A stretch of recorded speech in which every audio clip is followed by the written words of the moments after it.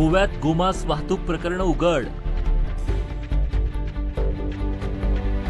Mollem check नाक्यावर 720 kilo गोमांसासह Innova car जप्त।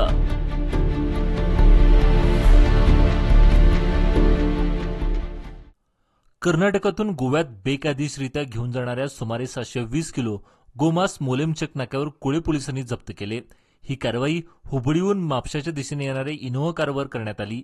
या प्रकरणात यासीन बेपारी या आरोपीला ताब्यात घेण्यात आलं असून वापरलेली इनोव्हा कार देखील पोलिसांनी जप्त केली आहे। संबंधित प्रकरणी पोलीस ठाण्यात गुन्हा दाखल झाला असून पशुवैद्यकीय अधिकारी डॉक्टर केतन चौगुले यांनी घटनास्थळी पंचनामा करून जप्त गोमांसावर फिनेल ओतून त्याची विल्हेवाट लावली। ही कारवाई पोलीस निरीक्षक राघोबा कामंत यांच्या मार्गदर्शनाखाली व पोलीस उपनिरीक्षक वैभवी गावकर व त्यांच्या पथकाने यशस्वीरित्या पार पडली। पोलिसांकडून या प्रकरणाचा पुढील तपास सुरू असून गोमांस वाहतुकीमागील संपूर्ण जाळ्याचा शोध घेण्याचे संकेत देण्यात आले आहेत।